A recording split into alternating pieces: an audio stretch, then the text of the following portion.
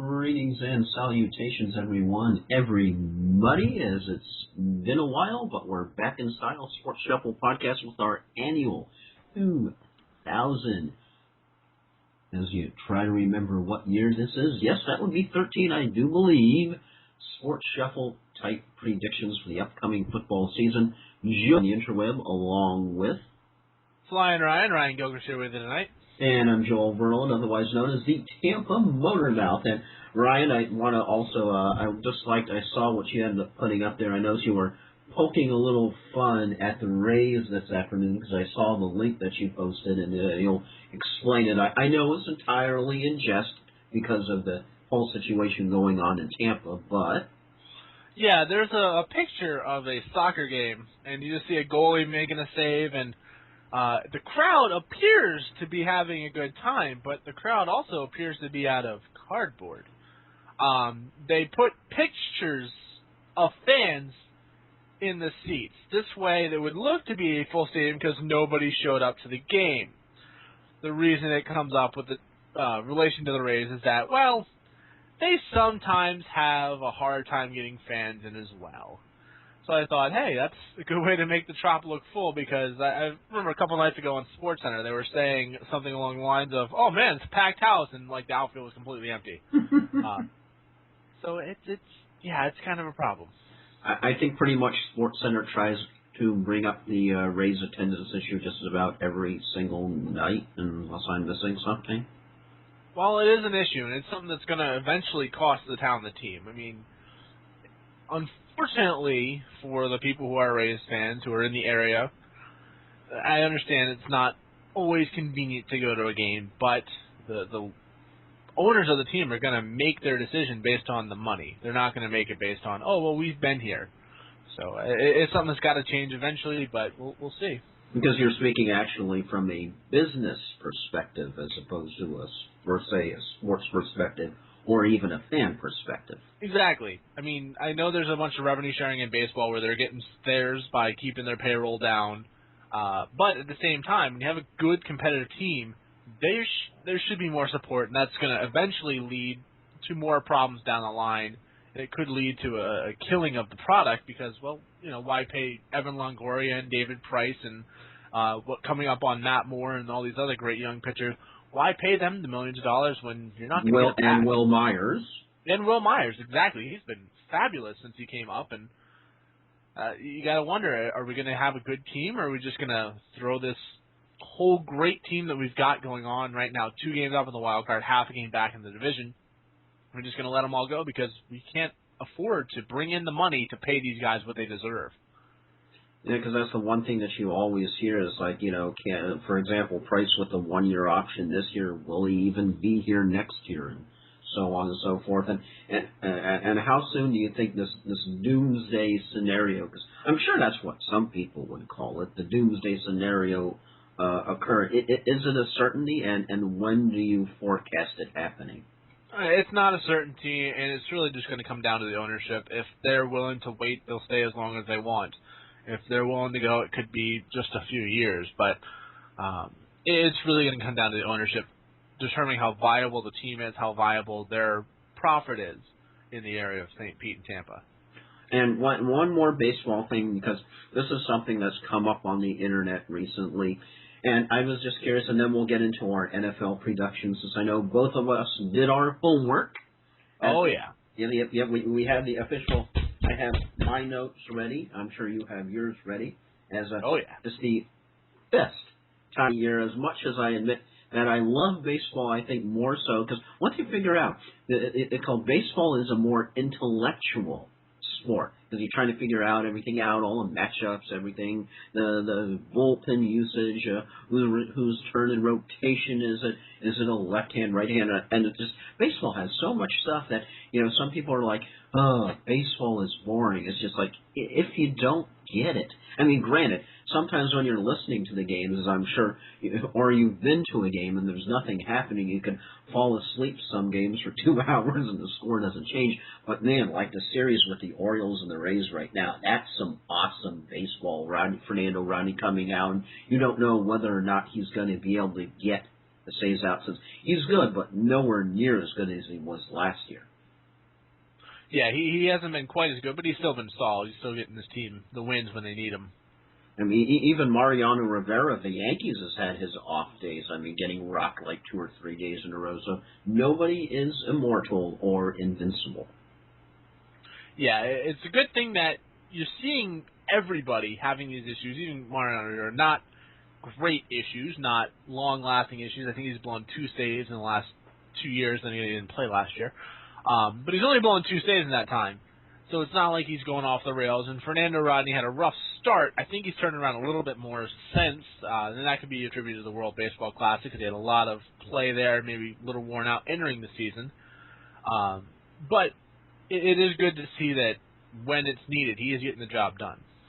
Okay, now the question that I brought up that I'm actually getting to in the same podcast as opposed to forgetting the question this podcast, then coming up next podcast or maybe 3 podcasts down the road. Anywho, the question is, with all of the taking a different spin on the whole biogenesis thing, since I know we talked off air about it, but as I'm sure you've heard the debate now, with all of the latest round of suspensions, Alex Rodriguez, Ryan Braun, et al., that you have some people who now believe that, well, should this preclude Pete Rose being brought into the Hall of Fame? And the whole reasoning behind this perverted debate would be 2 wrongs, or in this case 3 or 4 or 5 wrongs, tend to make a right. So I tend to think it's a little bit on the ludicrous side just because people did things wrong of a different nature as opposed to what Pete Rose did. So I'm sort of curious if you tend to feel that the debate is full of hot air. Does it in fact have some legs, though? Well, I don't fully understand why Pete Rose is fully banned. I understand that he was betting as a manager, and the assumption is that he did that to change the outcome of the game. He was betting, and maybe it would affect the outcome. If you always bet on his team to win, well, that shows confidence. I mean, he's not going to try any harder to win than he would normally as a manager. So I can't see him really being banned for life if that was what the case was. Just, oh, yeah, I bet on my team to win only. He had to have bet against his team once or twice to get banned for life. Now, that being said, the argument for banning him was that he was affecting the outcome, which is exactly what all these PED users have done. Now, you're seeing the Hall of Fame voters not put these guys in. They're just not. There was a couple of big names this year, and they just got like 3 votes total. I think Roger Clemens was amongst them. Roger Clemens is one of the best statistical pitchers in modern times, and he got like 20% of the vote he needed out of 75. So you're going to see these guys just not get in regardless. As far as this bringing Pete Rose back, I don't think that's logical. I don't think that's feasible. I don't think he should be precluded from the Hall of Fame if these people are eligible, which is about the only argument you can make that, okay, maybe he should be put on the ballot once or twice just to see. I personally think that the problem with the PED usage right now is the policing. It's the system in place that was bargained on, and it's where it is. And I'm sure you've heard this argument too. It's too lenient. 50 games for the first, 100 for the second is not hard enough because Ryan Braun's losing $3 million serving a suspension. I think he's got another 120 on his contract, what he's already earned and what he's going to earn. I think you would agree that last year Braun ended up getting away scot-free on a total, complete, miraculous technicality. That's easy for me to say. Yeah, he did, and the reason Ryan Braun is almost, I don't want to say overtaking A-Rod as the face and the scapegoat to this problem. A-Rod, I think, still has it because he's been the long-term duration. He admitted to using him 3, 4, 5 years ago now. We've known for a while he's been doing it. And he plays for the most hated team in sports, arguably, which doesn't help. Ryan Braun plays for Milwaukee. Now, the fact that he brought down the collector, I can't remember his name offhand, but he went out of his way to call other players and say this guy was an anti-Semite. Bosch, right? No. Bosch was the biogenesis. I can't Oh, remember okay. the collector's name. I've heard it 1,000 times. Oh, okay, that's right. I've brain fart. Yeah, but he pretty much called other players saying this guy is a Cubs fan, so he tainted my thing, and he's a anti-Semite, and he went out of his way to sabotage this guy's career, and he is no longer working for the MLB. This guy got fired over these comments when he did nothing wrong. He screwed up on the process. He did. Absolutely. He did not tamper with the result. He just screwed up. It didn't get passed on in the time frame it needed to be. That's why he got off. And then I remember talking to you and saying, oh, I think Ryan Braun, since he was found or he won his appeal, he didn't do anything. And you saw people like Aaron Rodgers saying the same thing. I bet a year's salary that he was clean. And people are like, well, I guess Aaron Rodgers would pay up. It's like, no. He was standing by his friend. He was standing by someone he associated himself with. He owns a restaurant with. And you've seen Aaron Rodgers' recent comments. Yeah, and he's saying, hey, I believed what my friend was saying. It turns out that he wasn't honest with me. And there are going to be people that do that. And you can't argue that he said what he said. But I think there are a lot of people that felt duped and lied to by Ryan Braun. Well, so, especially after he came off so sanctimonious, and I bet my life, and I'm paraphrasing, that this substance has never entered my body, and then it's just, Macbeth, he doth protest too much. Yeah, it was one of those things where he came out, and a lot of people are using this phrase too. It's very similar to Lance Armstrong, and that is a pretty big insult.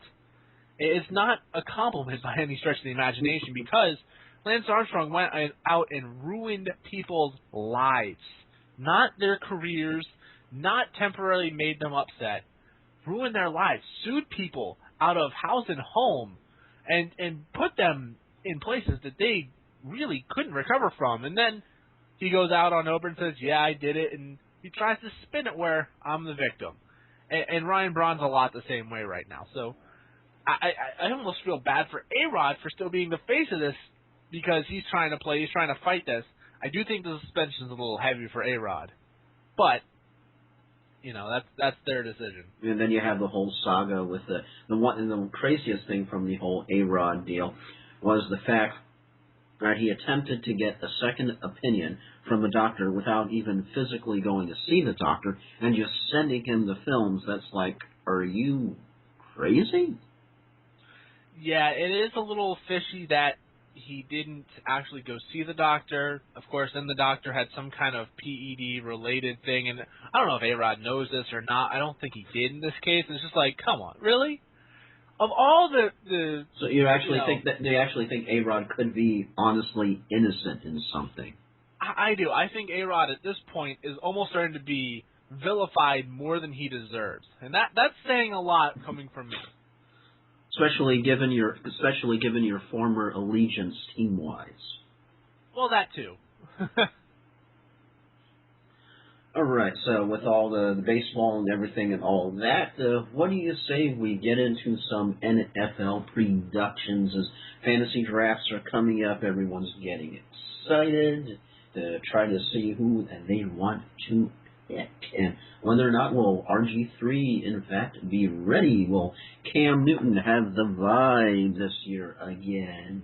And can Josh Freeman finally show up for a whole season? As I'm sure you have some storylines yourself that you might be tossing out? For fantasy or just in general? Just in general. Well, I think one of the storylines for me is, of course, the Dolphins pretty much refaced their entire franchise, getting some key players. Of course, Dustin Keller with the injuries no longer going to be playing this year. That was just a painful injury to watch. watch. That was all the CLs. Yeah, that was all kinds of problems. ACL, MCL, and PCL, right? Ouch. Oh yeah, all of them. The next storyline for me would be what is Baltimore going to look like this year? I mean, you lost your heart and soul in Ray Lewis. You lost one of the best safeties of all time in Ed Reed.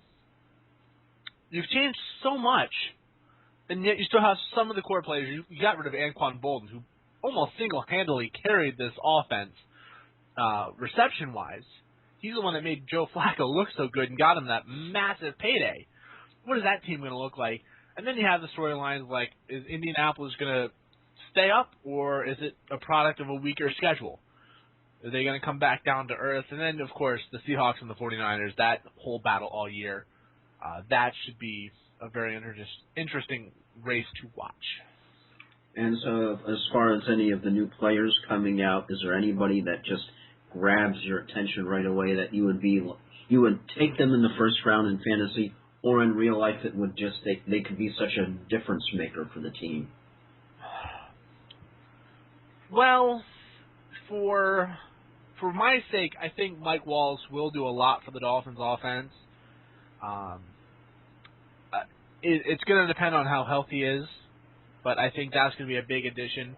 And, of course, Wes Welker for the Broncos. Somebody, and I know the Von Miller suspension's going on, and a lot of people are saying, oh, the Broncos, how are they going to get through this? They're losing one defensive guy. It's not like they're not going to fill his hole. It's not like they're playing with 10 guys on defense. Will it be a step down? Yes, it will. However, it's one player. What do you think about this whole pistol formation that all of a sudden they're talking about? I think it's something that only a few teams can really use. You have to have the right player in place. Washington's used it to great effect, but they have RG3. You saw him playing Pittsburgh. They had Pat White, who's a very, very similar quarterback, nowhere near as skilled. Wildcat quarterback. Using the pistol offense, and they did pretty well. But you can't do that with a quarterback like Ben Roethlisberger or Tom Brady or even Aaron Rodgers. You want, to play to your strength. If that's your strength, maybe Colin Kaepernick in San Francisco. We'll see. But if it's not your strength, you don't want to do it. And you all can't see, but I'm Kaepernicking right now. Oh. Okay. Serious thing here, as we can be serious on occasion. Really? Well, we try to be, but just why so serious? Okay, but for those who may not be familiar with the pistol, because when I'm just like to myself, pistol formation, and since I know you're the athlete, I'm the person who watches the TV. You like to play.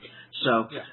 Can you explain what the difference of the pistol formation, because this is definitely going to be a major storyline this year, whether it does well or doesn't well, in comparison to, let's say, the shotgun formation, or maybe one of the more standard formations like the I formation? What is the difference? What are the pros and what are the cons of using it? One of the big things is that the pistol is a short shotgun for the quarterback. It allows you a different perspective where you can read the defense, but it also allows you to have an immediate front blocker that you can fake a handoff to, and somebody behind you that could also come up as a pass receiver, a running back, or just a secondary blocker. It allows you to run things like the read option where the quarterback has to know who's coming and then see how they're reacting. It allows you to use an option game, which allows the quarterback, such as RG3, who's got a good running ability, to get outside the pocket and then make a decision downfield later. As far as the running game goes, it's a little bit of a gimmick if you're going to the running back. Now that allows you to have two running backs on the field. Like Washington has Alfred Morris and Hulu and a few other good running backs. They can put both of them on the field at the same time. You can fake to one, hand to the other, fake to one, have the option go out with the other, or just have a good offensive blocking scheme and then play as a pass. It just opens up some more possibilities overall. And baseball update, O's are already up 2-0 on the Rays after a sac fly as Hellickson is having another not-so-good start. As you sort of were wondering how hard it would be for the Rays to get a sweep up in Camden Yards, and I don't know why I'm saying Camden Yards with a New York accent. I don't know why, but anyway, back to so which would you say that the Dolphins, do you think, and the Bucks, would the Bucks be a suitable team out of the NFC South? The Bucks, the Saints, the Falcons, and the Panthers, which one of them, if any, would be suited for the pistol, or would any of them? Carolina would be most suited just because of Cam Newton having that ability Tampa Bay would be the second best team. The Saints and the Falcons don't have that style of quarterback. They have somebody that can drop back and pick apart a defense. You don't need to use it because it is somewhat, like I said, a gimmick, somewhat. So you don't, with Drew Brees and Matt Ryan, you don't need to have that extra wrinkle because they can just say, I'm going to throw it, and if you can stop it, kudos to you. So if it's a trick formation, what would you say a percentage of the plays and snaps for an offense? How many plays, given a typical amount in a game, would be pistol plays? It really depends on the offense. I think the Redskins might run it close to 50-50, but it really depends on the game plan for each team. Because you can play a team like, in their division, the Giants has a really good defense, or they had. I don't know how it's going to look this year. But they had a good defense in the past where maybe you have to do something different to beat them.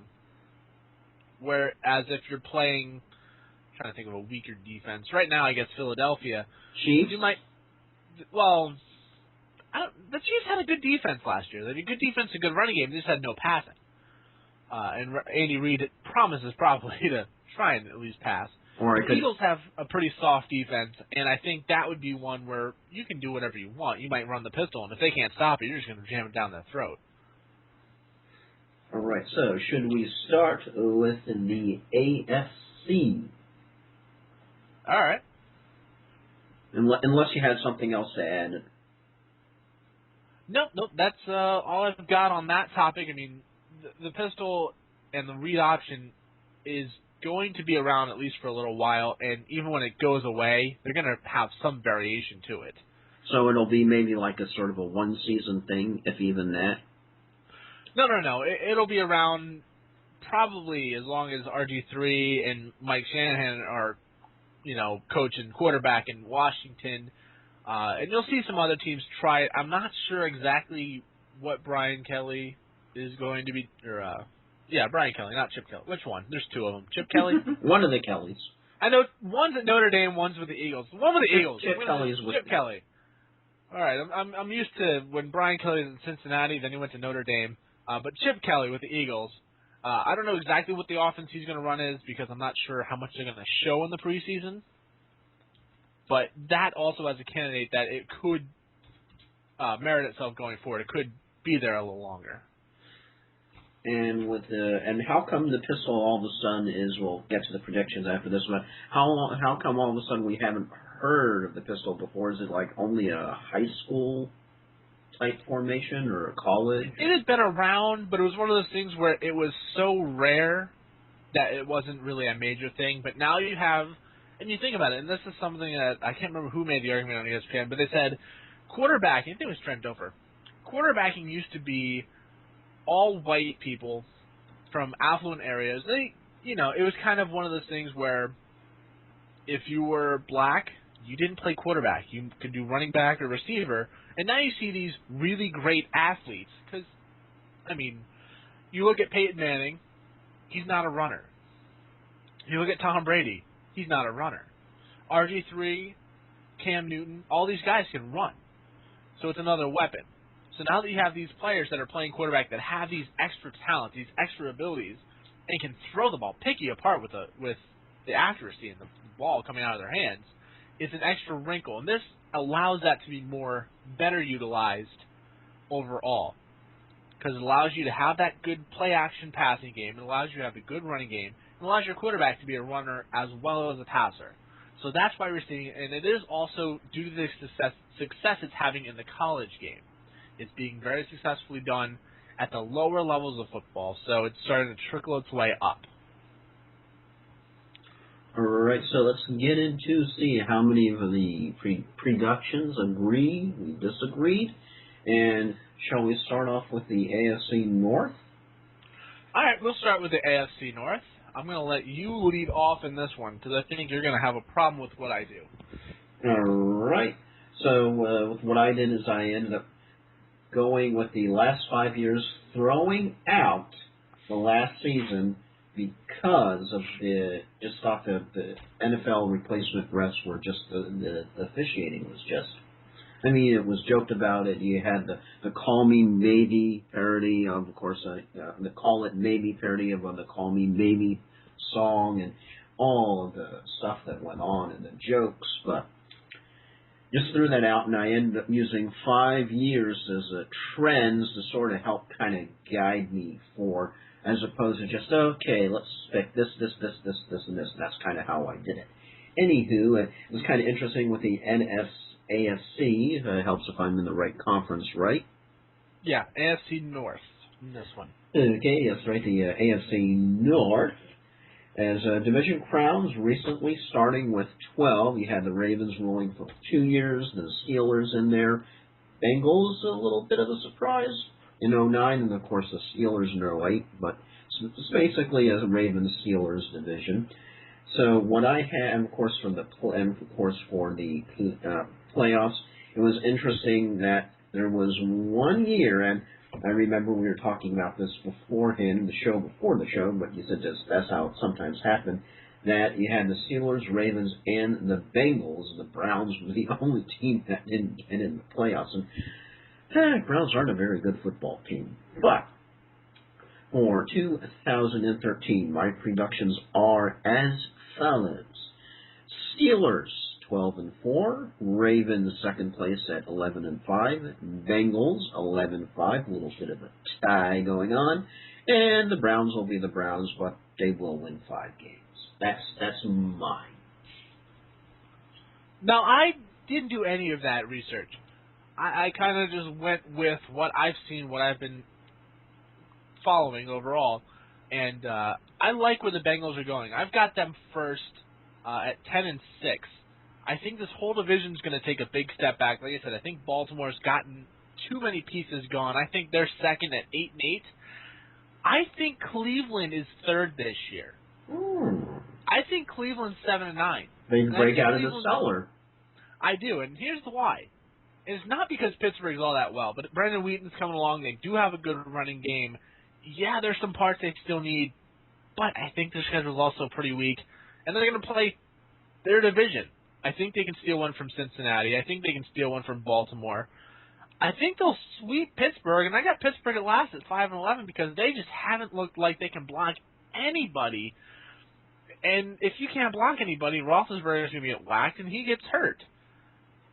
So I think that they're going to be last, even though they statistically and for the last few years have not been a bad team, but they were only 8-8 last year. I think they're on the downward trend. Okay, so with the Browns are third place. Now, what's the main thing that you think that ends up helping out the Bengals? Well, I think two things really help out the Bengals. The fact that their best receiver, their best quarterback are very, very young, but they're getting a great rapport with each other. They drafted a very good running back who's been showing his form throughout their preseason, and their defense has been one of the top 10 defenses in the last 2 years. They're not going to slack on defense. But also, I think the biggest thing is that the rest of the teams, with the exception of Cleveland, who's already way back, has taken a step back, even though Baltimore is the defending champs. I think they've taken a step back. Pittsburgh, I think, is just going the wrong direction at this point. So I think that's going to help them the most. They have an opportunity to go 13-3 if they, sweep the division, have, good out-of-division record. But I think they'll be 10-6. I think in that division, Baltimore will probably take one. Pittsburgh might win one. Cleveland might win one. So that's, you start to look at the records and what they're going to play. You're going to see that this team is maybe going to have a harder schedule. So I give them 10-6. Right, and so with anything else with the AFC North here, shall we move on to the South? All right, southward ho. Southward we go, and Jason Bourgeois, I think that's his name with the Rays, just ended up getting a home run on the board to cut the Orioles' lead out 2-1. All right. If I'm reading that right. So, definitely a surprise that's coming up from Durham. He had the walk-off previously. So if I seem distracted, that's because I'm keeping track of the game at the same time, since the Rays are in just a little bit of a pennant race right now. So. Yeah, just a little bit. And so that's when you do pay attention to baseball when you are talking football. But of course, when you're on the Sport Shuffle, that's what we're all about. like the Rick Ross song. The one part of the song I think I can say is "Every Day We're Shuffling." Yep. Although it's not shuffling, it's hustling. But there we go. Anywho, so we go to the AFC South. But you're used to stuff from the random one. That would be Yes. So with going with the division formerly of the Colts, but not so much as with the division crowns, beginning in 12, Texans 2 years, then Colts, then Titans, back in the day when they were actually good, because he had 2 Texans, 2 Colts, then the Titans. And for playoffs, it's kind of been a weak division, honestly, the last 5 or 6 years.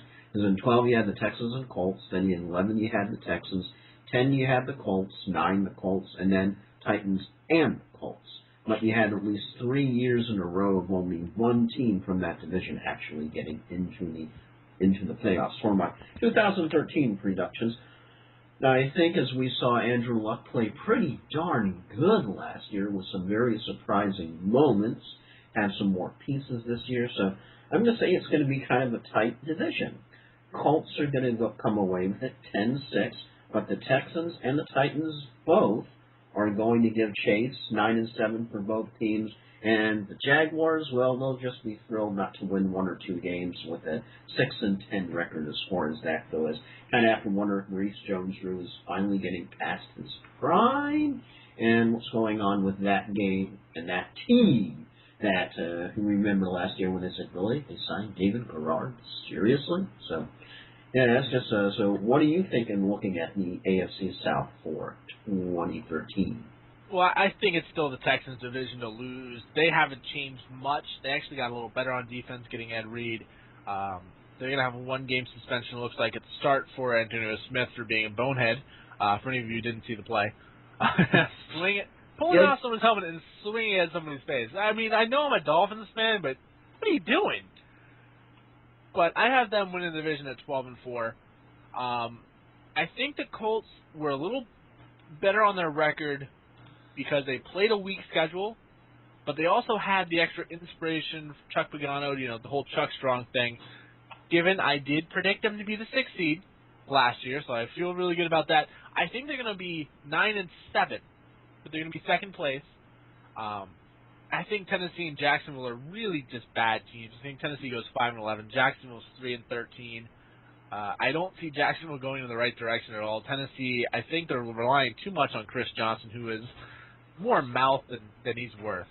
He's really just past his prime, and it's starting to get sad. So looking for ahead, since I think we're going to be doing the Super Bowl of Suck once again this year with the Jags and the Jaguars Browns. are my favorite from the AFC. So yeah, the Jaguars are Browns, so definitely Jags over the Browns so far. Oh yeah, well I got the Browns over the Steelers, so I mean, I don't even have the Browns competing for it. All right, and for those of you, for the 1.23 people who follow the podcast and you're going, okay, hey, wait, this is a new episode. Are we sure this is correct?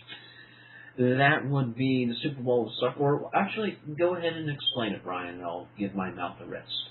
Well, Super Bowl of Suck is where we take the teams that are worst of the worst, and at some point during the season, we will determine that the records are set. And we'll take the 4 last-place teams from each conference, division in each conference, and put them in a bracket. And I know we had a bunch of tiebreakers. I think it's pretty much just straight point differential determines it. So last year, I think the Browns, the Jaguars, the Chiefs, and the Bills were the last place teams in the AFC. I'm not sure. It might have been the Bills or the Jets. Because you came up with the idea that it's by point differential, so it's just not one game. Exactly. If I remember correctly. I did it by point differential because if the last place team is the Jaguars and they're going up against the Patriots, they're going to get blown out. But if you do it by straight points scored, they might get blown out 56-31. And then, oh, wow, they had 31 points. The Browns played the Steelers, lost 10-6. They're out. So I'm like, point differential. Because if you get blown out, you get blown out. If you're playing a good team and you lose by 4, that's actually more impressive. And then the team who gets beaten worse would move on. And then I think it's week 14 we start, 15, 16, and 17 is the Super Bowl suck, where the NFC worst of the worst and the AFC worst of the worst do battle, and same kind of process. On the virtual battlefield. And I'm waiting for the year where the last week of the season, our Super Bowl of suck actually happens. As in the two teams play each other for real. Yeah, just, last year it would have been, I think it was just Philadelphia and the Chiefs. If they just happened to play, that would have been an intriguing the last matchup. week of the year. I think that would have been pretty interesting. Yeah, that would be one we would almost have to call live. Yeah, that would be awesome. All right, but we go on from southward home, unless there's anything else that either one of us wants to know. No, I think that division is pretty clear. I mean, Texans and Colts have a chance at the playoffs. The other two just don't. Well, I mean, I'm just being honest on this one. It's not that the Jaguars don't have potential with, Maurice Jones-Drew. They got a couple good receivers. Their defense maybe starting to get things. It's not to say they can't be the surprise team of the year, but part of being the surprise team of the year is that you don't see it coming, and I just don't see that happening. So before we go to the West, how about we go to the East? And this was the one that I actually didn't do the research for the crowns and the playoffs and all that, but honestly, you really don't have to, because you don't need to know that the East, the division with the Patriots has been won by the Patriots. Yeah, that's like the Jets are pretty much they're playing for second place every year. Yeah. And the Dolphins had that one awesome year that they kind of surprised everyone, probably themselves as well, I'm sure. Yeah, that was an odd year. I enjoyed it, but that was when they brought out the Wildcat, and it was kind of a gimmick that nobody picked up on until the next season. So I think that was a lot of it. Sort of like having a quarterback that you don't have film on, and he absolutely tears through everyone because they don't know what he's going to do. Yes, Colin Kaepernick, exactly. And you'll have to see if he does that again this year. But staying Germain, yes, Colin. And in my case, I'm going to say for 2013, the Bills don't get out of the cellar, and just Buffalo. Where would they fit into the Super Bowl? Even though I know you say the Browns are your favorite. Well, no, the Browns, like I said, the Browns are not my favorite. Jacksonville's my favorite. The Browns, I got third in the division. Another brain fart. That would be another. That would be like they say in baseball, the second error of the podcast charge. Oh, you're ripping the brain farts today. You are stinking up the studio right now with the brain fart. But for me, I have Buffalo as one of the higher contenders. As I was saying, you picked the Jaguars. I just did a Jedi mind trick thing like on the microphone, so everyone who's listening forgot that I had the second brain fart. Oh, okay, but this is not the brain farts you thought you heard. Yes. Yes, these are not the droids you were looking for. Move along, please. But do the Bills ever get out of the cellar? I say no this year. As I have the Dolphins, I call them the Fins. Sorry, Flyin, 8-8. The Jets, 9-7, the perennial second place folks forevermore in the East. And the Pats, even with the injury scare to Tom Brady and Tebow, who will probably never be quarterback, especially when he had that amazing stat line from the most recent game. I believe it was something along the order of -1 yards total. Yeah, 1 of 12 for -1 or 3 yards or something like that. Yeah, it was breathtaking. So how many fantasy points would that translate to? It would be roughly 0. A little below 0, but roughly 0. Minus 0.00 to the 0 power. I have no idea what 0 power is. I just made that up. But of course, Pats 12-4. So Pats, Jets, Fins, and Bills. That's how I'm looking at the East for 2013. I agree with you on Bills getting in last place. I have them at 4-12. I think they don't have a quarterback. I know they drafted E.J. Manuel. I know they got Kevin Cobb, but Kevin Cobb has proven that he can't do it. C.J. Spiller maybe helps this team. I don't know if he's going to stay healthy. They want to just give it to him. But they're going to be facing teams like Miami and New England 4 times, where they have a very good defense. They're going to end up playing the entire AFC North this year, which, if you don't know, The Steelers, the Ravens, the Bengals, and even the Browns, good defense, especially running defense, they're not going to have the ability to just pound it and pound it and pound it. They're going to fall behind against the Patriots. They're going to fall behind against the Dolphins. They'll probably fall behind against the Jets, the Bengals, Ravens, and then they'll have to throw it, and at that point, it's done. I know they've looked good in preseason, but there's a reason why it doesn't count. I think they're going to be the last place team.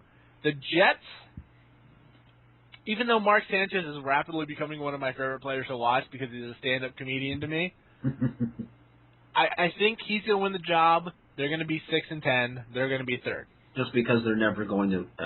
Oh, that's right. I'm thinking it's last year. Never mind. The third error charged to me today. I was about to say Tebow. I'm like, no. Tebow's on the Patriots. Tebow's not on the Jets. But he's got no one to throw to. He doesn't. The running game. I couldn't name the starting running back if I was paid. I couldn't. Their defense is getting worse. I mean, when people want to say Sanchez is this, that, and the other thing, he really doesn't have a lot of help. Hashtag butt fumble. Hashtag butt fumble. One of the best plays in NFL history. I have the Patriots in second. Okay, so how do you justify the Patriots in second? I justify it by this way. I have the Patriots at 10-6. I still have them with a good record. I have the Miami Dolphins at 11-5. I justify this in two different directions. Going with Miami first, they've made so many different moves by drafting up to get Deion Jordan, who's going to be booking in Cameron Wake, and the guy who's right now, because Deion Jordan's got a neck injury, who's filling in that spot. He's also got the competition. He's actually competing with Deion Jordan for the starting role. So now you have three great pass rushers that you can keep fresh by rotating them in and out every third play. So your offense or your defensive line is going to be loaded. That's one of the better defenses in the league as of last year, and as a young secondary is getting better. They also got Grimes from Atlanta, who missed all of last year, injured, so they got a steal on him. Not to mention they got two wide receivers, Mike Wallace and another guy from St. Louis, whose name is escaping me right now, which now makes Brian Hartline your second or a third receiver, as opposed to your first. Mike Wallace was by far best receiver for Pittsburgh last year. You're going to give Tannehill more weapons. The running game may be a problem. Lamar Miller's been good. Gillis's been good. If they can be good to above average, Tannehill is a good enough quarterback to win them 11 games. Plus, they're going to be playing a weaker schedule. 2 games against the Jets, 2 games against the Bills. They're playing Cincinnati, Baltimore, Cleveland, and Pittsburgh. 3 of which I have at 500 or worse. They're also going to play the Colts, and I believe it's the Raiders in the AFC. That's not exactly a murderer's row schedule. Then, we haven't gotten to the NFC, but they play the Falcons, Saints, Bucks, and Panthers. I think 2 of those games are winnable, and then they could probably steal the third. And then you're looking at it this way. It's just the schedule. It comes down to the head-to-head against the Patriots. The reason that I justify the Patriots in second also is because Aaron Hernandez is in prison. Rob Gronkowski is Y'all might have heard something about that. Yeah, y'all might have heard about that guy. Rob Gronkowski's had 17 surgeries in the last 6 months or something along the lines, and I don't know if I'm even exaggerating on that. Wes Welker's in Denver. With Peyton. With Peyton. With football on your phone. Yeah, they've got Danny Amendola, who can't stay healthy for more than 5 games, as their number one receiver. Because of his scary injury last year. Yeah, and if you can name another receiver for the Patriots, I'd be kind of impressed. Just offhand. I think I know it, and it's not coming to mind. He's not a big name receiver. I would have to Google it, so I'll just be honest. So, I mean, you got to look, is their running game, which is what they're probably going to have to do a lot more, is that going to be good enough against some of these defenses? Again, Cincinnati, Baltimore, Pittsburgh, Miami, all good defenses, all good running defense in particular, and they're also going to be playing the Broncos and the Texans because they were the first-place team. They're going to be playing the first-place teams from the conference that they're not playing in the division. So they're going to have a harder schedule. I think their offense is going to take a step back. Their defense is still going to be good. But I think with everything going on, it's not going to take many injuries, especially if something happens to a good running back or Amendola or for their sake, God forbid, Tom Brady. Which we already saw the scare that happened. You already saw the scare. You saw what happened a few years back when he had his knee blown out. And, yeah, Matt Castle came out and did a good job. They missed the playoffs that year, even though they were 11-5. They missed the playoffs that year. But I think the Dolphins take enough of a step forward, the Patriots take enough of a step back, that puts the Patriots in second place, even though I still see them winning the division. Or making the playoffs, I should say. Not winning the division, but making the playoffs. And baseball update. Hellickson just walked. Manny Machado, bases loaded. Chris Davis up. That would be like the Star Wars. I have a bad feeling about this. I think that Chris Davis guy is pretty good this year. Yeah, pretty impressive, even though I don't think he's going to hold on to the home run league, and Miguel Cabrera is going to get that. But I think that's a conversation for another podcast. Pretty much as we were talking about the Patriots. And what do you make of this whole, we can segue, because I ended up posting a while back on the whole Belichick conference when he ended up, for the first time that he came out. Did you see the conference when he was addressing the whole Aaron Hernandez issue? I saw bits and pieces of it. I didn't see the whole thing. I was just kind of curious as to what your thoughts were, how Belichick and the Patriots handled that. Because for me, one of the things, I think that's the most emotion I've ever seen out of a Double B, at least from my point of view.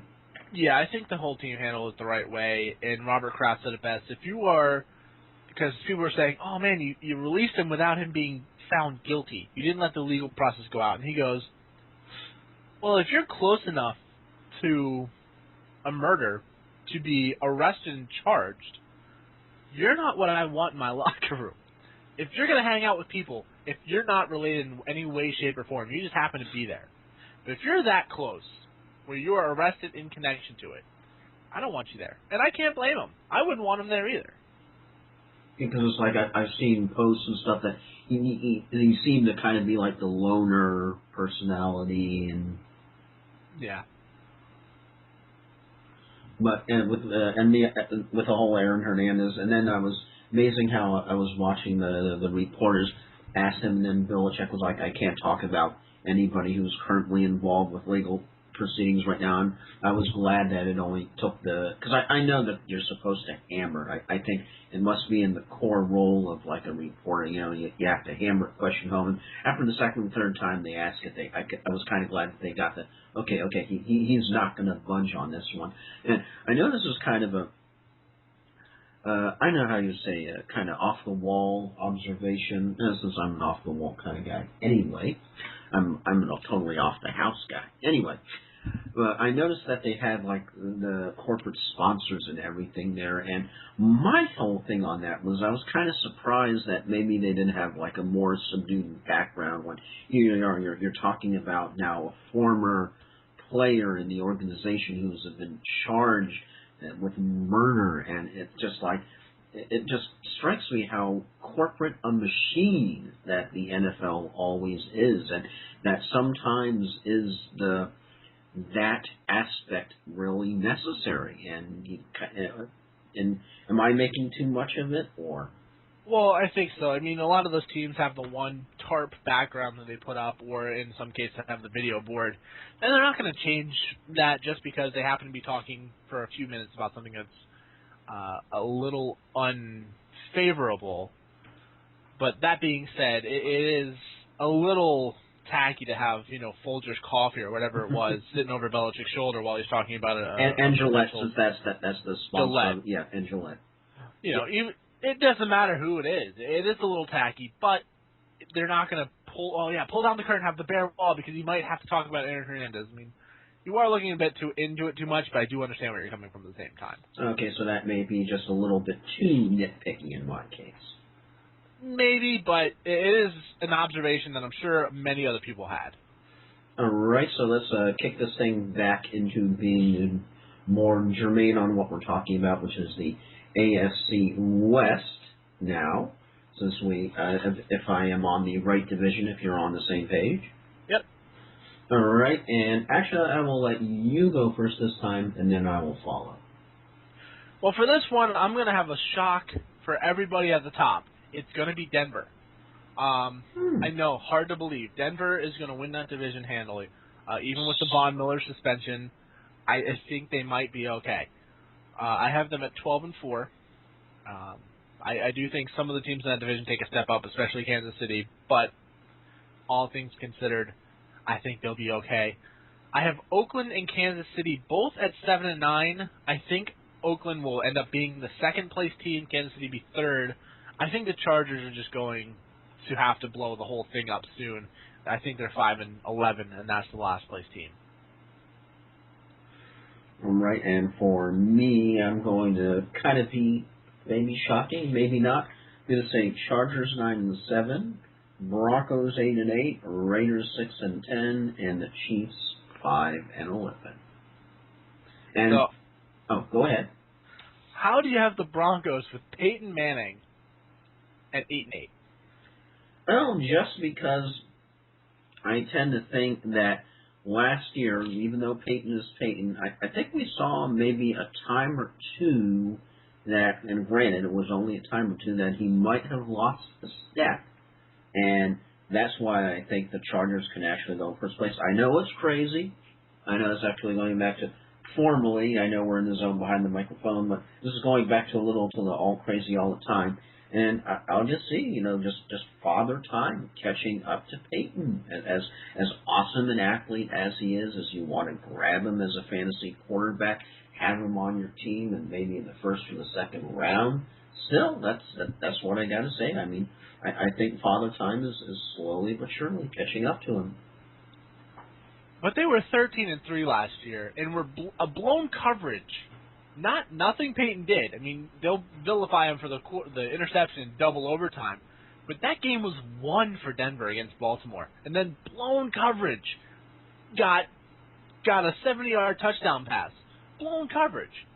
They were that close to being in the AFC title game. They're going to go 8-8. Well, that's interesting. It's definitely controversial. That's the one thing that you always have to go, because when you're talking about the human mind, which is one of the main key things of an athlete, and granted, I cannot speak from experience. I've never been in the huddle. I've never been sacked. I've never faded back, and so on and so forth.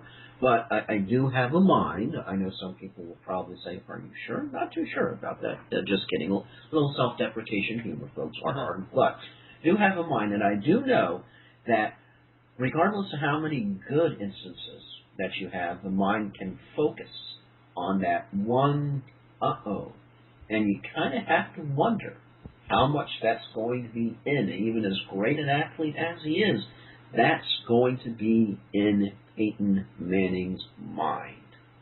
That is, and you never know, no matter how much you train yourself and discipline yourself, you never know when that little stray thought, how, is going to come out. You never know, probably at the worst possible time. And I know you say controversial, people are going to say, Motormouth, Joel, you crazy? But hey, if it happens, that's what I'm going to stick to. All right. So, recapping the AFC, first and foremost, because I'm keeping track of what you put down. I got it in my little spreadsheet here. We don't agree on the winner of any division. At all. You have the Patriots, I have the Dolphins. You have the Steelers, I have the Bengals. You have the Colts, I have the Texans. You have the Chargers, I have the Broncos. So there is no agreement. Well, that would make for a totally, completely boring podcast. Yeah, okay, we agree on that division. Okay, next. Yeah, but usually when you don't agree, it's done together. Like, we did these completely separately, had no communication on this beforehand. So honest engine, folks, Jedi pledge. This is... I find it odd that I have a couple teams that are in last place even that you have in first. So that's interesting. So for me, going through the top 6 seeds, in the AFC I have the Broncos 1 at 12-4, the Texans 2 at 12-4, the Dolphins 3 at 11-5, the Bengals 4th at 10-6, the Patriots 5th at 10-6, and the Colts getting the last wild card at 9-7. And if you could toss me an email of that bad boy when we're done. Yeah, no problem. And I'll put it up on the Shuffle site. All right. So what are your seedings for the AFC? Because I know you're division winners. Oh, I don't remember the records offhand. I actually didn't manage to get that far in my homework, I will confess. All right. Well, we'll let you off the hook. What were the records for your division winners? I can kind of work together. Okay, division winners, we will... Dun, dun, dun, dun, dun, dun, dun, dun, dun. Let's see, so, Patriots, I end up having as 12-4. Cats, Okay. well, let me know when you're ready for the next one. Go ahead. Steelers, 12-4. Okay. Colts, 10-6. All right. And the Chargers at 9-7. All right, and real quick, who would be the 1 and the 2 between New England and Pittsburgh? Who would win the tiebreaker for you? Between New England and Pittsburgh? Yeah. Well, I'll be totally crazy. Pittsburgh. All right. And then we're going to piece this together real quick. Hey, you all get to see what happens when you lift up the curtain. Of course, we do that all the time anyway, so. All right. Of your second place teams, do you have 2 that are best records, or do you have a tie somewhere? Let's see. You have the Jets 9-7. Okay. The Ravens 11-5. Texans 9-7. So I guess that'd be the Jets and the Texans. Well, no, you have the Ravens at 11-5, so they're definitely in. Okay. So then it would come down to Jets and Texans. And then because you have the Broncos, Raiders, and they're not even close as far as records go. So who would that come down to? The Jets and Texans would be your tie for 6. Texans. All right, put that in here, and we'll fix that in a second. I just want to update this really quickly. Hold on 1 second. And, all right, good. and congratulations do go out to Ichiro Suzuki, who did just clobber recently tonight his 4,000 Ribby. Is Ribby or is that? Wow, I thought it was a hit. Oh, I think it was hit. I think you are correct. We're there, man. I know. I'm doing my imitation of the Toronto Blue Jays. What can I say? Let's be fair. At least you're not doing your imitation of the Houston Astros. Sure. That's good. That's good. Because then I might get contracted. All right. So we have the AFC done now. Just quickly looking at it, I think we have 3 teams in the playoffs that we agree on, and 3 that we don't. And since neither one of us has said it, playoffs. Playoffs? Yeah. All right. So now let's do the NFC, and I guess we'll do the same order. We'll start with the North. Okay, the NFC and North. Now, yes. Anytime with North, I think of one of 2 things. I think of north to Alaska, go north, the Russians on. You know, that's a bit of an old song. A little bit. Okay. It's been a while. Johnny Horton. And the other one would be, ever remember Superman 2, the original Superman, not the Superman? No, I don't. No, that's the one deal before Zod. I'm not a big fan of Superman. I saw the new one; it was good, but in general, I'm not a big fan of Superman. Superman 2 was the original one with Christopher Reeve and the actor who played General Zod, and Neil before Zod. And in one of the early scenes, Miss Tessbacher, who's Luther's assistant in the movie, rescues him from like an air balloon and all that, and they're trying to find Superman's Fortress of Solitude, and they're using some kind of compass or thingy or whatever, and he goes, north, Miss Tessbacher, north. So, okay, so. All right. Shuffle hashtag tangent. All right. Let's try to find the AFC, NFC North. Why do I have the AFC North and NFC? Oh, that's because it's all together. That's one thing. Hello, don't mind me. Or if you want to mind me, go ahead and mind me. Okay. It's all right. We'll get there. Okay. NFC West. NFC South. So hopefully after South. Hallelujah. Yes, that's right. That would be NFC North. Okay. We found the roadmap, kiddies. All right. Yo-ho. Yo-ho-ho is a pirate's life for me. Or something like that, I think. Okay. You want me to go foist? Yeah, you go ahead and start with the NFC North, and then I'll follow. Okay, so NFC North we have, and some research. The division crown with the beginning in 12, that would be Packers, 2 years, and then a brief spike with the Bears, and then the Vikings, 2 years before that.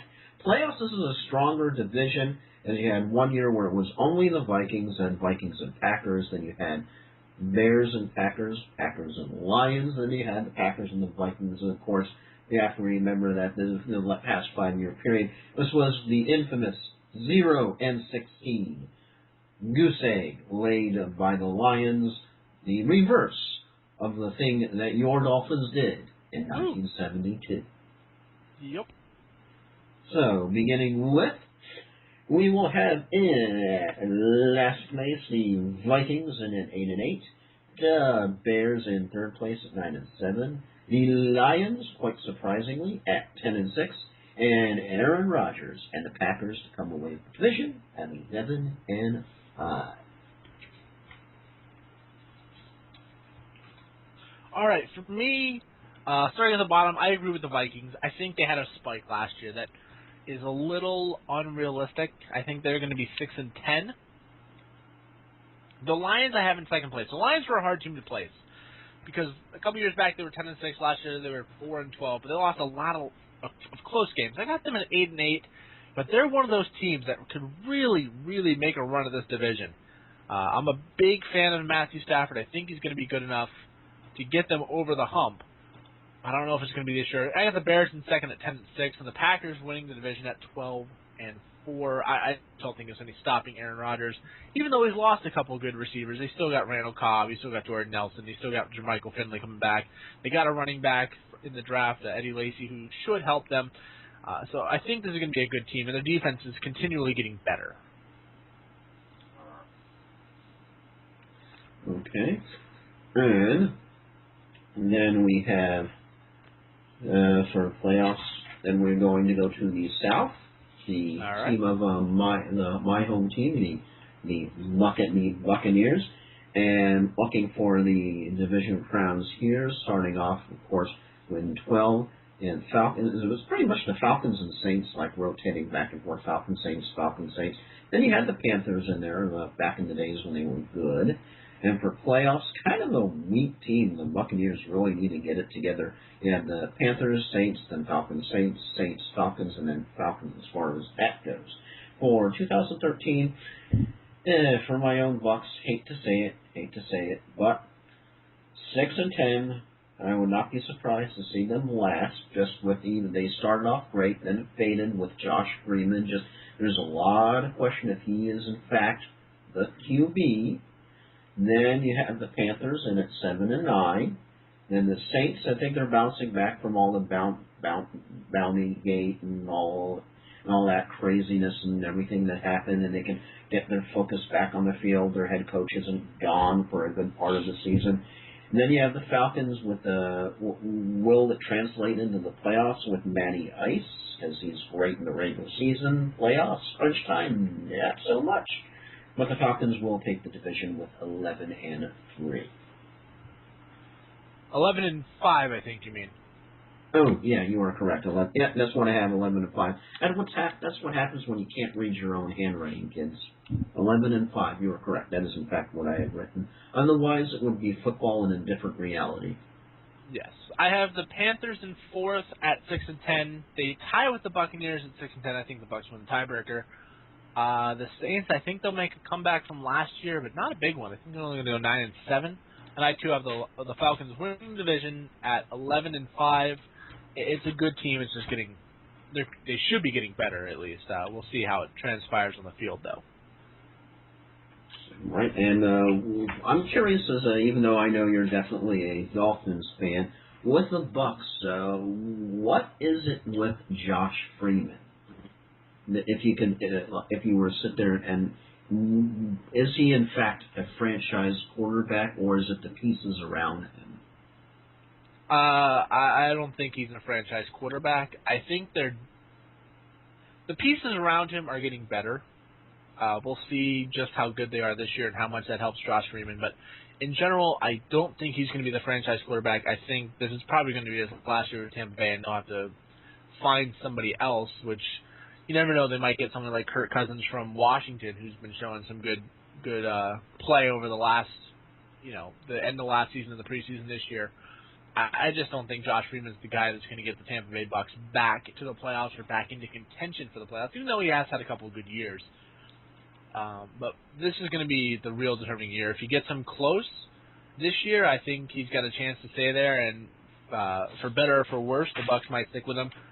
If he has a bad year, I think this might be the last year for him to be a backup somewhere, maybe, Green Bay or Chicago or something like that, where they need a good backup.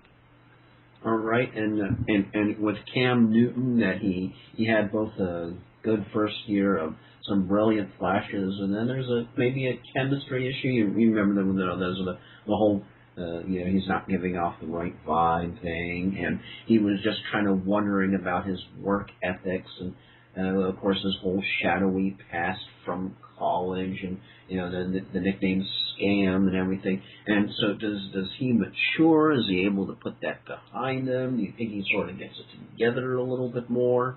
I think he gets it together a little bit more. I just don't think he's got a good team around him. But it doesn't matter how good the field marshal is, he has to have the troops. Exactly. You can have the best field marshal, but if your troops aren't any good, and in his case, I don't think the receivers and the running backs and the defense are all that great, it's going to work. And for the Falcons, for Matty Ice, who's good in the regular season, but kind of iffy with it comes to crunch time in the playoffs. Then you also have to question Michael Turner's running. Well, Michael Turner's no longer there. Oh, okay. They have Steven Jackson. Steven Jackson signed on the off season from error number 5. But Steven Jackson, I think, is a lot the same as Michael Turner. He's a little older, a little maybe past his prime. So it's going to, you made a good point, you just had the wrong name. It's going to come down to how good he can be. Steven Jackson hasn't been the same in the last couple of years, so we'll see.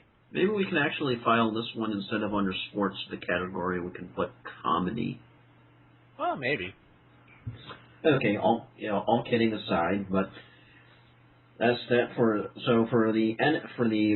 the Saints actually getting serious. How do you think they put away that whole disastrous year when everybody heard Greg Williams' tape that got leaked to the internet? And then he even had at one point that the people were asking if there were bugs or whatever in the booth of opposing teams that were allegedly, and all that craziness. I mean, even your general manager suspended. I mean, if you're the Saints, how do you get yourself focused once again on football? Because all last year was about, I think, the extracurricular things were not as bad as anywhere near the stretch of imagination as an Aaron Hernandez, but when you're dealing with a whole bounty program, how do they focus? Well, they're going to have to do it through Sean Payton. That's the big thing, is that he was gone. That he's going to have to come in, be the leader in the locker room, make this team rally back around him, rally back around the ideals he put in place. Maybe not for the best, with Greg Williams, for instance, having some say. But he's a good enough coach that he is going to make this team at least focus back in the right direction. I don't think they'll have problems getting back over the bounty gate. I don't see them being quite as good as they were before, for whatever reason. So you think that's something that was put in place that at one point that helped a franchise once discovered and exposed can now hurt the franchise? Do you think that's a short-term effect that it has, or it's a long-term effect that it will have on the Saints? I think it's a short-term effect. I think it's something that next year they should be better than this year, which was better than last year. But it's also going to come down to the personnel they have in place. If this team gets injuries or has a bad start, they might trade away a player or two for a future draft picks or something along those lines. So we'll see. I think they'll be okay. I think they'll be 9-7. I think they'll be in playoff contention, but we'll see if they actually can make it. All right. Anything furthermore before we go west, young men? Nope. I think it's time to go west. All right, and just doing some quick recent history for the division crowns. How quickly everything changes, starting it off with Cardinals having back-to-back wins. Then you had the Seahawks with the surprise spike in there, and then you had the time of the 49ers And once again, kind of a weak division playoff-wise, where Cardinals were the only team that made it in 2 years in a row. Seahawks were the only team 1 year. And then the 49ers. Then you had 1 year that at least was somewhat competitive. 49ers and the Seahawks got in there. As far as 2013 goes, well, no surprise. I'm sure you'll probably agree that the Rams are the bottom feeders. Seahawks are going to be in there at 7-9. Cardinals, quite surprisingly, 8-8. I know I'm crazy, but the 49ers are going to top off the division, even as good as Russell Wilson and the Seahawks are, with 9-7. Russell Wilson still is with the Seahawks, right? Yes. Okay, go. Since I'm messing up so much, I just want to make sure that he still is a quarterback with the Seahawks. All right, I got one right. Hoorah! For me, I do agree that the Rams are the bottom dweller of this division, though it's open. I mean, the Rams are on their way up. The Cardinals are going to be getting better. The Seahawks and the 49ers are the class of the division. It's just going to depend on how up or down they go. I have the Cardinals in third at 6-10. I think the Niners and the Seahawks both go 11-5, but I have the Seahawks winning the division just on the fact of the tiebreakers. They're going to beat the Niners at least twice. So with the Niners, once again, if you can, since I was typing, read them again so I can.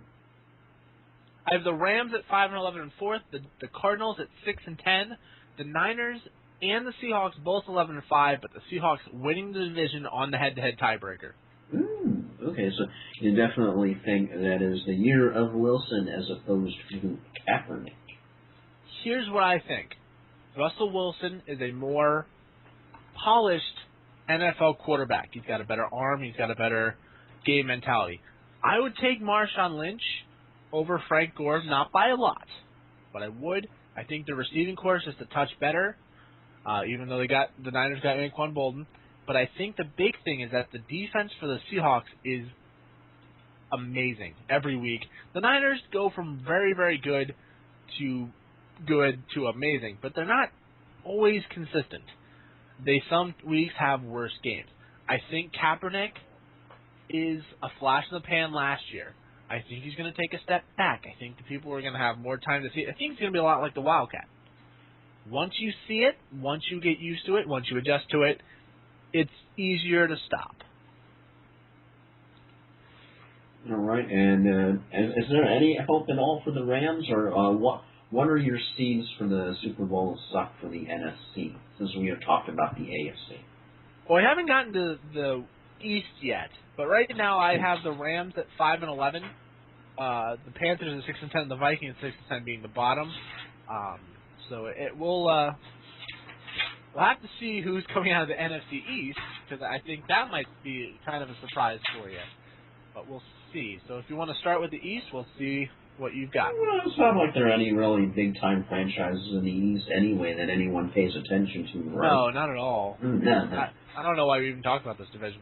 Yes, all levity aside, as far as division crowns go, starting at 12, you ended up having the Skins with a surprise there that shocked everybody. G-Men, the Eagles somehow, Cowboys, and Giants. So a pretty mixed division where not one team has really been dominant the last 5 or 6 years. Because you had the Giants in there with their Super Bowls and all that good stuff, but the division always tends to come down to the last week when you're wondering what happens with the other game. And if the Eagles score 55 points more and the Suns' whole corona flips, then that means the Cowboys get in, and so on and so forth, how that usually works. In the playoffs, again, a pretty even field. You had the Giants and Eagles 1 year, Cowboys and Eagles, then the Eagles, then the Giants, then the Redskins.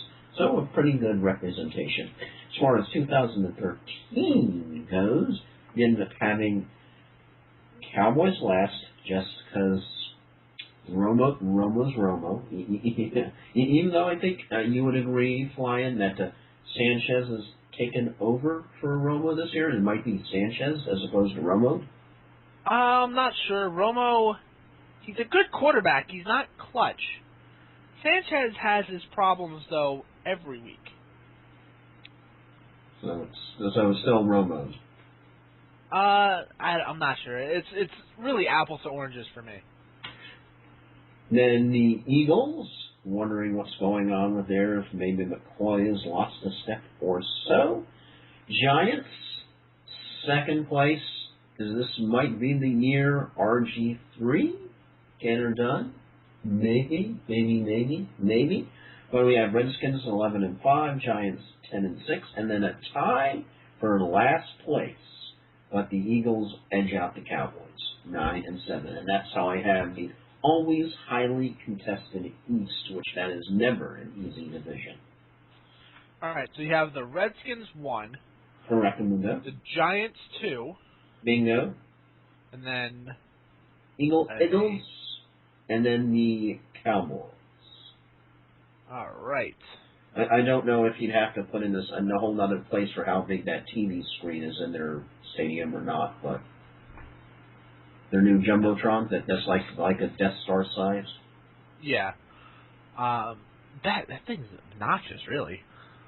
I wonder how many EPA policies it violates. Well, that's just too many to count. If it gives out any radiation or anything. I'm not really sure. It's just massive, though. I would like to play a game of Madden or NHL hockey on it. That could be cool. Yeah, that would be pretty sweet. You're just sitting there with the controller. Tweet, tweet, tweet, tweet. Yeah! The entire city of Dallas just heard me score. Yeah. All right, for me, I have Washington in first at 10-6. I have the Eagles in second at 9-7. The Cowboys, I don't know how good the Eagles are going to be. I think there was a little bit of an abnormality last year that they were so bad, and I think the new offense is going to be one of the things. You don't have the film on it. It's going to catch some people early by surprise, and it's still a good offensive team. Because you're going from the Reed philosophy to the Kelly philosophy. Exactly. So it's going to be different, but I don't know if it's going to be worse or better. How much better, I should say. You're just assuming the Eagles, so you're just assuming worse, right? Well, I'm assuming that they're not going to be worse than 4-12, and that early on they might rock it out of the gates and be 5-1, 6-2, and then people will start figuring out this offense and start putting a stop to it. I have the Cowboys in third at 8-8, and I have the Giants bringing up the rear at 7-9. So you think is it Eli, their defense? I think it's their defense. I think it's already injuries to the receiving core. I think Eli. This is not a team that goes 11-5, 12-4, 13-3. This is a team that when they make the playoffs, they're 9-7. So to go 7-9, that's not that much of a drop off. And this was even before the Cruz injury that recently happened. Yeah. So that's the thing. I don't know how good the Giants really are because there are years they come out and they go 10-6, make the playoffs, and they get knocked out early. There's years they go 9-7, make the run to the Super Bowl and win it. You know, it's a team that starts off good, ends bad, and then has to try and pick it up in the postseason. I don't think this is going to be their year. All right. So as opposed to all the Eagle, and what do you think about the whole RG3 thing and the knee and when he's ready, and even though it's already been beaten to way past the point of dead horse? Well, he'll be ready to go here week one. You know that. He's not going to miss. He wants to play in the preseason. Just looking at what he's doing before the games that they show, he's fine. It's more of a precaution. You don't want him to go out there, take some unnecessary shot against Pittsburgh last night or 2 nights ago and get re-injured. You'd rather wait until, game one against the Eagles. But he'll be out there in week one. Oh, and actually, if we can, if there's anything else we want to talk to, because I actually saw something that was kind of interesting and wanted to get, because it was a story, I ended up saying before we hopped onto the podcast, that unless there's anything else we want to... Well, let me figure out your seedings for the NFC real quick. Your division winners were Green Bay, Atlanta, San Francisco, and Washington. What were their records? Okay, so we have, let's see, Redskins 11-5. Redskins 11-5. Packers 11-5. Falcons 11-5. 49ers 9-7. All right. So, you have a three-way tie for first. Go ahead and give me who you think is going to be the first, second, and third of those three. Oh, the Eagles, Cowboys. Out of which ones? Out of your division winners, you have 3 to 11. Oh, okay, that's right. Okay, I had a blonde moment here, even though I'm not. Okay. I'm going to end up saying Redskins first, Falcons second, Panthers third, respectively. Okay, 1 second to put that in. And what about your wild cards? Who are your next best records after the division winners? So that would be, let's see, Giants. Giants and Lions both 10-6. Giants, Lions, and Saints all at 10-6. Wouldn't that just automatically take care of that? Well, you have 3, and you only need 2, and then just the order. Oh, 2, so that means, well, okay, let's go crazy shocking. How about Giants and Lions? There we go. Because with the NFL, it's not what you think would happen. It's always the exact opposite of what you think will happen. That's what usually happens. Of course, then, if it's the exact opposite of what you think would happen, it wouldn't be the exact opposite of what you think would happen. Then you start to fourth guess yourself. Not second guess, fourth guess. Yes. All right. Well, what was the story you wanted to get to? Because I'll send you what we've got for playoff matches, and then we can... Yeah, cool, because I know we have a draft coming up in about 1 hour and 18 minutes. Yep. For that thing called fantasy football.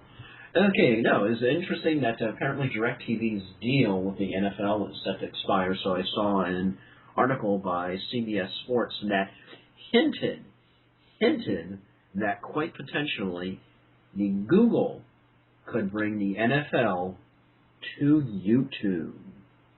Wow. That would be interesting. I don't know how that would work, but it would be interesting. Because it's like, yeah, I mean, it would be, because you know they would charge for it. I mean, there's no way they say, we're totally going to give it to you for free. No way, not the NFL. It's like, anything with the NFL is like, how much? Yeah, it's unusual if they give you anything for free, so I don't think it's going to YouTube. Yeah, because, but with YouTube, I would hope that they do better, because I didn't get this year, but in the past, I've gotten MLB TV. I don't know if you have ever partaken of it. No, I haven't.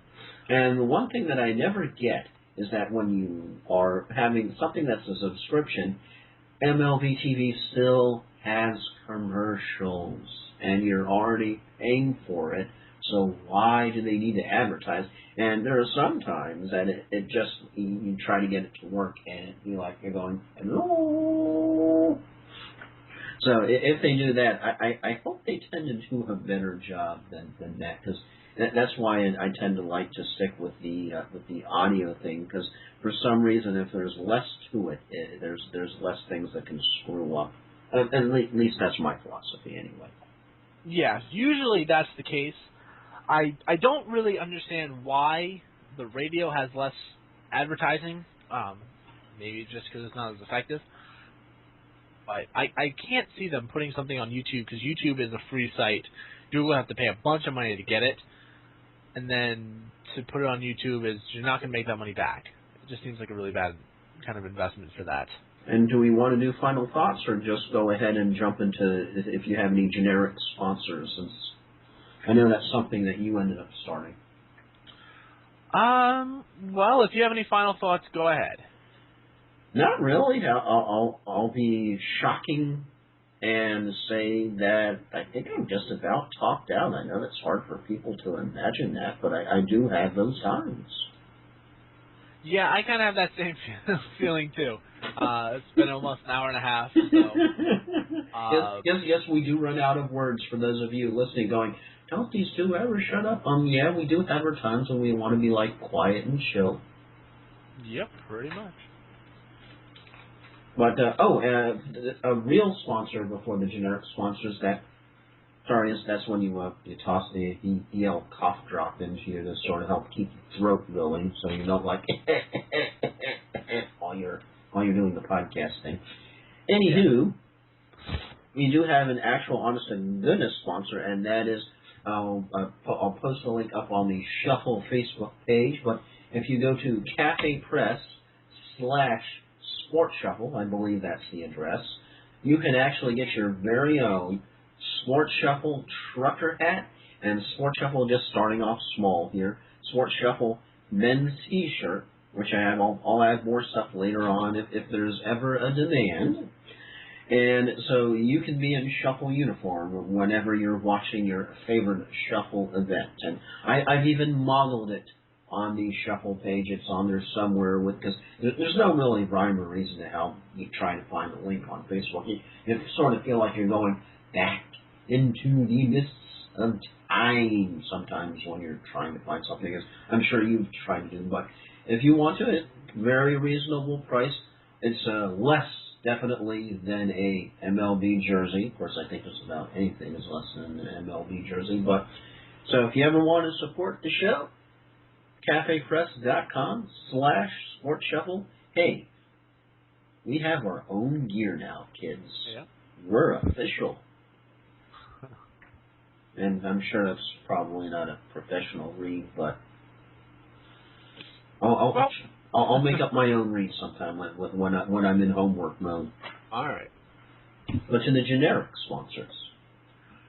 We're going to skip generic sponsors today. The generic sponsor today is the skip button, ladies and gentlemen. Yes. Use whenever you want to get over a segment that you really don't want to do. Today's generic sponsor, the skip button, on remote controls absolutely everywhere. I couldn't have said it better myself. I thought that was a good bit of improv. Oh, yeah. So how do we want to wrap things up here today?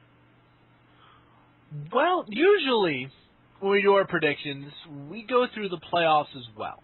Do you have any shuffles, hashtag Shuffle Says? And what Shuffle Says, this was actually a segment Ryan came up with, that it can be something that happens in the future any amount of time from 1 second to 1 eon. So it's not like short-term or long-term. This is something that Flyin came up with a while back. If you have any hashtag Shuffle Says for today? Hashtag Shuffle Says. This is the only show that does the show planning while we're actually doing the show. Yes. Yes. Let's see. My sports shuffle says prediction is that despite being on a 4th place team, Adrian Peterson will break the single season rushing record. Might not be this year, but it will be when he's on a 4th place team. My Shuffle Says will be somewhat more generic, that the Bucks will sometime get back to the playoffs. Just not sure if it'll be this year. That'll be my somewhat generic shuffle. So instead of a generic sponsor, we can do a generic Shuffle Says. There we go. So we're compacting and or combining more things. Consolidating. That's the word. That's the word I was looking for. Yeah. Okay. All goofy all the time. Yeah. Okay. All right. Well, I think that's it. So go ahead and take us out. All right. Take us out where? I know. I'm kidding.